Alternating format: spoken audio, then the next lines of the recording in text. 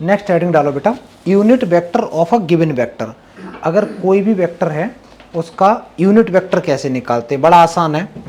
Unit vector बेटा निकालने का तरीका रहेगा, हम लोग यूनिट वेक्टर को एक कैप से डिनोट करेंगे, एक कैप से डिनोट करेंगे, ठीक है, इसको कैप बोलते हैं। यूनिट वेक्टर का फॉर्मूला रहेगा, पहले तो वेक्टर लिख दो, पहले तो वेक्टर लिख दो, जिसका निकालना है वो वेक्टर लिख दो, divided by modulus of vector,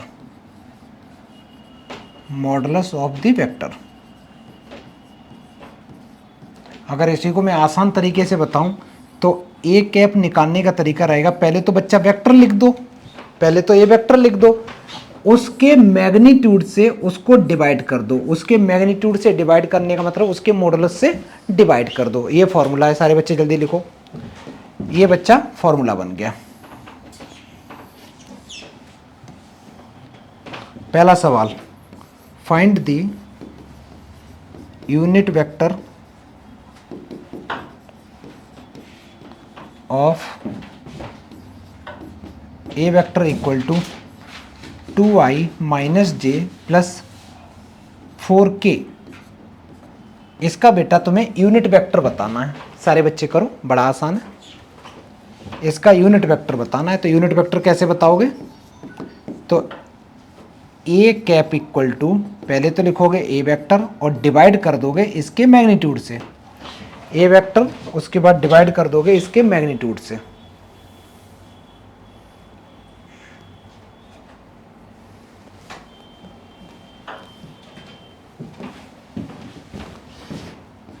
पूरा वेक्टर कॉपी कर दो, 2i cap minus j cap plus 4k cap divided by under root, ये जो वेक्टर उसका मॉडुलस होगा 4 प्लस 1 प्लस 16 21, रूट 21 आ गया। इसको ऐसे भी लिख सकते बेटा, 2 अपॉन रूट 21 आई कैप माइनस 1 अपॉन रूट 21 जे कैप प्लस 4 अपॉन रूट 21 के कैप। समझ में आया, ये तुम्हारा फाइनल आंसर हो गया। अच्छा, एक बड़ी इंटरेस्टिंग चीज बताता हूं, ये जो वेक्टर निकल के आया है ना, सारे बच्चे बेटा ये जो वेक्टर निकल के आया है, इस वेक्टर का सारे बच्चे मॉडुलस निकालना।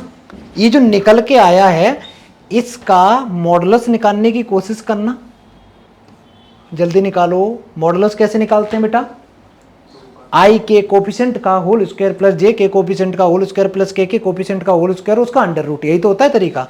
निकालो और निकाल के मेरे को आंसर बताओ। 1 आएगा ही आएगा। अच्छा, 1 क्यों आएगा, क्योंकि ये हम लोगों ने जो निकाला है बेटा वो यूनिट वेक्टर निकाला। यूनिट का मीनिंग ही 1 होता है, जिसका मैग्नीट्यूड 1 होता है उसको हम लोग यूनिट वेक्टर बोलते हैं। तो कभी भी तुम कोई क्वेश्चन करो, अगर तुमने उसका रीचेक करना चाहो, अगर आंसर 1 नहीं आ रहा इसका मतलब कुछ पाप करे हैं, ठीक है। तो इसको अगर करोगे तो ये आ जाएगा 4/21 प्लस 1/21 प्लस 16/21। बेटा ऊपर भी आ गया 21, नीचे 21, कट्टी पिट्टी, आंसर 1। समझ में आया, ये चेक करने का तरीका हो गया। क्या हो गया बेटा, अच्छा 21 द्वारा आ नहीं रहा था, अच्छा 19 आ रहा था, ओके ओके, तुम माइनस माइनस लेके चल रहे होगे ना। हाँ बहुत बढ़िया बेटा, ये देश का भविष्य है। चल जल्दी कर लो बेटा अच्छे से। चलो इधर देखो, तुमसे बोला गया है एक यूनिट वेक्टर बताओ जो इस वेक्टर के पैरेलल हो। अब थोड़ा सा दिमाग लगाओ, कोई वेक्टर, पहली बात तो यूनिट पूछा, यूनिट का मतलब मैग्नीट्यूड कितना होना चाहिए 1, और किसी के पैरेलल होना चाहिए, मतलब इसी के पैरेलल है। तो एक चीज याद रखना सारे बच्चे, अगर मान ले बेटा एक वेक्टर है ये, चलो बेटा उठो उठो, हो गया उठो उठो जल्दी उठो। तो पहली बात तो ये है बेटा कि अगर कोई मैं एक वेक्टर लिखूं, ए वेक्टर मान लो, और एक मैंने ले ऐसे वेक्टर लिखा ये दोनों वेक्टर पैरेलल तो हैं ही, पैरेलल है, लेकिन अब वो क्या कह रहा है, कोई यूनिट वेक्टर बताओ, यूनिट वेक्टर बताओ जो इसके पैरेलल हो, ठीक है। तो वो कुछ नहीं चाहता, तुम बेटा एक यूनिट वेक्टर निकाल दो डायरेक्ट। यूनिट वेक्टर जो डायरेक्ट निकालोगे वो उसके पैरेलल ही निकलेगा। कैसे कैसे, ए वेक्टर इक्वल टू, मान लिया बेटा कि a vector equal to given था 2i माइनस 3j। तुम सिर्फ बेटा इसका यूनिट वेक्टर निकाल दो, तुम सिर्फ इसका यूनिट वेक्टर निकाल दो। तो ए कैप इक्वल टू आ जाएगा a vector divided by modulus of a vector. A vector है 2i माइनस 3j, इसके मॉडुलस से बच्चा डिवाइड करना है तो रूट लगाओ, 2 का स्क्वायर 4 हो गया, 3 का स्क्वायर 9 हो गया, तो ओवरऑल कितना बन गया बेटा 2i minus 3j divided by 13, root 13। Root 13 को सेपरेट कर दो, इसके नीचे अलग कर दो और इसके नीचे बच्चा अलग कर दो। ये जो वेक्टर तुम्हारा आया है, ये वेक्टर बेटा इस वेक्टर के पैरेलल भी है, ध्यान से सुनो, ये वेक्टर इस वेक्टर के पैरेलल भी है, और दूसरी बात ये वेक्टर का जो मॉडुलस है वो 1 है। मतलब क्या है, इसका मैग्नीट्यूड 1 है, यूनिट वेक्टर है। इससे एक चीज पता चली, पहले इतना लिख लो, एक चीज पता चली, नोट करके सारे बच्चे लिखेंगे कि अगर मैं बात करूं कि दो वेक्टर पैरेलल हैं तो हम लोग एक टर्म यूज किया करेंगे, कैसे करके, मैं बेटा ऐसे लिख सकता हूं a vector equal to lambda times b vector लिख दूं बेटा, तो ये दोनों वेक्टर पैरेलल हैं। कैसे, एक वेक्टर मैंने लिखा है इतना बड़ा सा लिखा, उसका मैग्नीट्यूड था सपोज 2, और उसके नीचे मैंने वेक्टर कर दिया इतना बड़ा जिसका मैग्नीट्यूड मैंने 10 ले लिया। तो ये जो लैम्डा है, लैम्डा कोई भी कांस्टेंट मैंने किसी वेक्टर में मल्टीप्लाई कर दूंगा तो वो वेक्टर उसके पैरेलल रहेगा, केवल बस अंतर किस चीज का रहेगा, उसके मैग्नीट्यूड का। समझ में आ रहा है। तो अगर कभी भी कोई एग्जाम में क्वेश्चन आए कि वेक्टर बताओ जो इसके पैरेलल हो, जिसका मैग्नीट्यूड 5 हो, सुनते रहो, सुन ले बेटा, सुन ले छोटू, बाद में लिख लेना मैंने क्या बोला।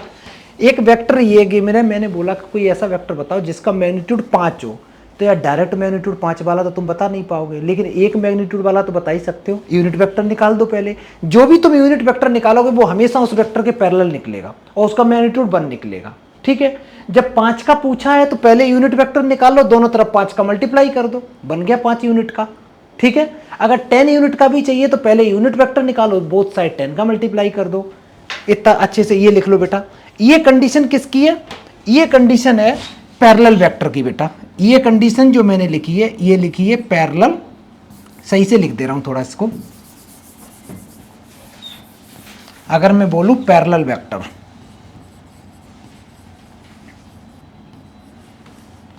तो पैरेलल वेक्टर की कंडीशन हो जाएगी a vector equal to lambda times b vector.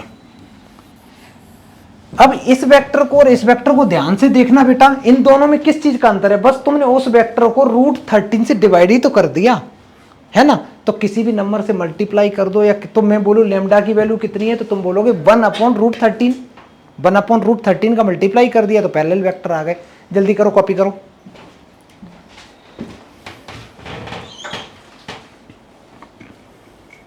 Parallel vector समझ में आ गया बेटा, निकालना किसी भी उसके, कोई भी वेक्टर है उसमें किसी भी कांस्टेंट का मल्टीप्लाई कर दोगे तो वो उसके पैरेलल आते रहेंगे। तो एक वेक्टर के पैरेलल कितने वेक्टर हो सकते हैं छोटू, इनफाइनाइट वेक्टर हो सकते हैं। चलो मैं क्वेश्चन लिख रहा हूं नेक्स्ट, बहुत आसान सवाल है, सारे बच्चे करो। पहले क्या करोगे बेटा, इसमें यूनिट वेक्टर निकालोगे, यूनिट वेक्टर जब निकल आए उसमें फिर दोनों तरफ 8 का मल्टीप्लाई कर देना, फाइनल आंसर हो जाएगा। करो। मान लो जो वेक्टर गिवन है तो उसको मान लो लेट ये ए वेक्टर इक्वल टू गिवन है बेटा 5i minus j plus 2k। सबसे पहले तो हम लोग यूनिट वेक्टर इसका निकालेंगे। यूनिट वेक्टर जो निकलेगा वो इस वेक्टर के पैरेलल निकलेगा। तो पहले तो यूनिट वेक्टर निकालेंगे, तो ए कैप इक्वल टू आ जाएगा a vector divided by magnitude of a vector. A vector आ गया 5i minus j plus 2k divided by 5 का स्क्वायर 25 प्लस 1 प्लस 4। ये तो यार √30 आ गया ना, ठीक है कोई दिक्कत नहीं। तो आ गया 5/√30 आई कैप माइनस 1/√30 जे कैप प्लस 2/√30 के कैप। ये जो तुम्हारा निकल के आया है, ये आया है बेटा यूनिट वेक्टर। यूनिट वेक्टर जो निकल के आया वो किसके पैरेलल है, गिवन वेक्टर के पैरेलल है। गिवन हमेशा बेटा यूनिट वेक्टर निकलता है वो गिवन वेक्टर के पैरेलल ही निकलता है। ठीक है, अब जब तुम यूनिट वेक्टर निकाल चुके हो तो आगे की कहानी बड़ी आसान है। तुमसे पूछा है कि मैग्नीट्यूड 8 यूनिट का चाहिए ना, तो vector of magnitude 8 unit, magnitude 8 units, 8 unit के मैग्नीट्यूड का तुम्हें तो वेक्टर चाहिए। तो ये जो निकला है इसी में बोथ साइड किसका मल्टीप्लाई कर देंगे बेटा, ए, तो ये आ जाएगा 8 a cap equal to 40 upon root 30 i cap minus 8 upon root 30 j cap plus 16 upon root 30 k cap. ये भी कर सकते थे कि जैसे 8 का मल्टीप्लाई मैंने किया, 8 में कॉमन लेके बाहर भी छोड़ सकता था। मतलब सीधी बात है, या तो मैं ऐसे लिखूं इस चीज को या मैं कॉमन लेके बाहर छोड़ दूं। समझ में आया क्या बेटा? हाँ रूट 30 है, ये जीरो गायब हो गया बेटा। चलो तो ये समझ में आया। कोई भी पैरेलल वेक्टर निकालना जिसका मैग्नीट्यूड कुछ भी पूछे, 8, 10, 12, -14 कुछ भी पूछे, तो तुम आराम से यूनिट वेक्टर निकालने के बाद में मल्टीप्लाई कर दो, खत्म करो, जल्दी करो। क्वेश्चन बहुत आसान है ये, बड़ा आसान है। देख बेटा कहता है find the magnitude of 5 units, find the vector of magnitude 5 unit का and parallel to the resultant of these two vector. पहले तो ये बताओ, दो वेक्टर दे रखे हैं, इनका रिजल्टेंट निकाल लोगे कैसे? प्लस करके। रिजल्टेंट कैसे निकालते हैं? दो वेक्टर को प्लस करके। तो सबसे पहले तो मैं निकाल लो लेट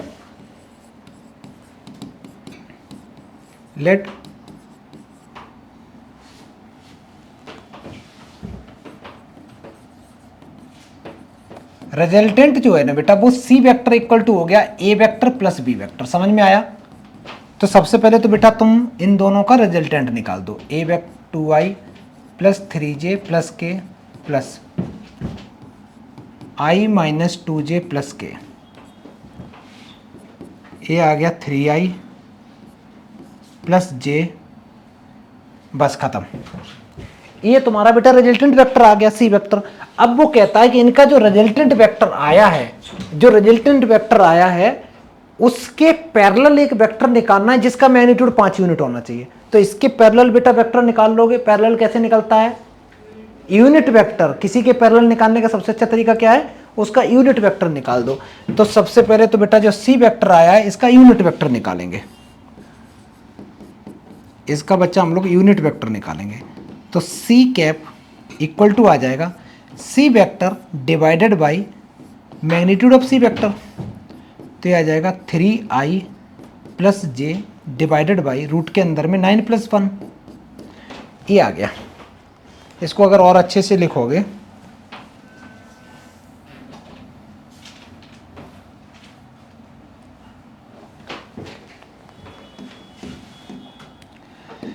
तो ये बन गया 3i divided by root 10 plus 1 upon root 10 j cap.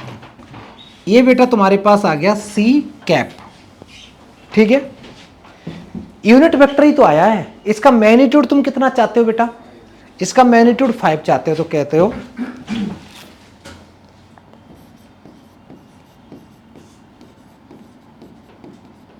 Vector having magnitude 5 units. Magnitude तुम्हें इसका 5 यूनिट चाहिए, तो क्या करो 5 का दोनों तरफ मल्टीप्लाई कर दो।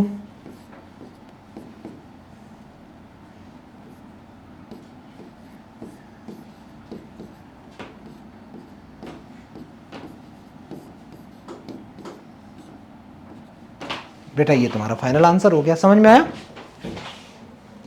ये तुम्हारा फाइनल आंसर हो गया। जल्दी लिखो अच्छे से।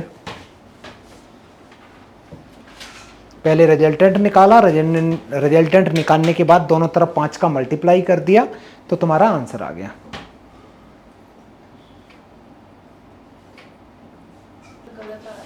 गलत आ रहा है? अच्छा, तो गलत का मतलब सही है।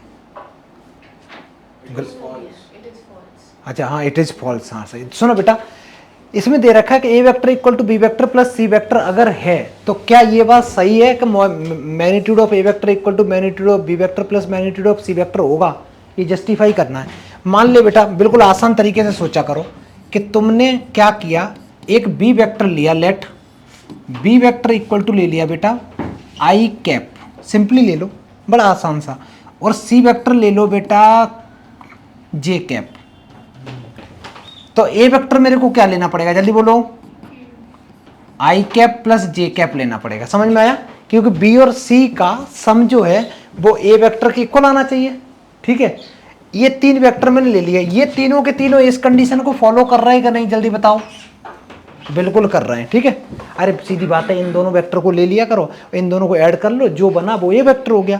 अब तुम चेक करो कैसे, अगर मैं मैग्नीट्यूड निकालूं ए वेक्टर का, तो मैग्नीट्यूड ए वेक्टर का आ गया 1 + 1 दैट इज √2, और मैग्नीट्यूड अगर बेटा मैं बी वेक्टर का निकालूंगा तो इसका कितना आएगा, इसमें आएगा 1 का स्क्वायर दैट इज 1 ही रहेगा। अच्छा, नेक्स्ट अगर मैं सी वेक्टर का मैग्नीट्यूड निकालूंगा तो ये 1 है, 1 का स्क्वायर 1 ही रहेगा, ये भी 1 रहेगा। अब यहाँ से तुम चेक करो बेटा कि मैग्नीट्यूड ऑफ ए वेक्टर जो है ये magnitude of B vector plus magnitude of C vector के इक्वल तो हो नहीं रहा। क्यों नहीं हो रहा है? क्योंकि इसकी वैल्यू है √2 और ये 1 और 1 तो 2 बन रहे हैं ना, तो √2 is not equal to 2, therefore it is not true, it is false कर दो, ये फॉल्स हो गया। समझ में आ गया? इतना कर लो, इसी के आगे बेटा थर्सडे को जो क्लास होगी इसी के आगे कंटिन्यू करेंगे। ठीक है, अब मैं क्या कराऊंगा इसमें, पहले सारे बच्चे सुन लो, अभी जितना पढ़ा है ना इस चैप्टर में बड़ी आसान चीज़ें। नॉर्मल एक तो ये जानना था वेक्टर क्या होता, वेक्टर के बाद जानना था मेरे को यूनिट वेक्टर कैसे निकालते हैं, मॉडुलस कैसे निकालते हैं, पैरेलल वेक्टर कैसे निकालते हैं, ये समझ में आ गया। इसके बाद में हमें जानना है बेटा कि डायरेक्शन कोसाइन कैसे निकालते और डायरेक्शन रेशियो कैसे निकालते, बड़ा आसान होता है, नेक्स्ट क्लास में सीखेंगे। और नेक्स्ट क्लास में एक चीज़ ये सीखेंगे कि 2 वेक्टर गिवन है तो उनका डॉट प्रोडक्ट कैसे निकालेंगे, क्रॉस प्रोडक्ट कैसे निकालेंगे। ठीक है, इतना ही सिलेबस में है, डॉट प्रोडक्ट, क्रॉस प्रोडक्ट और डायरेक्शन कोसाइन, डायरेक्शन रेशियो।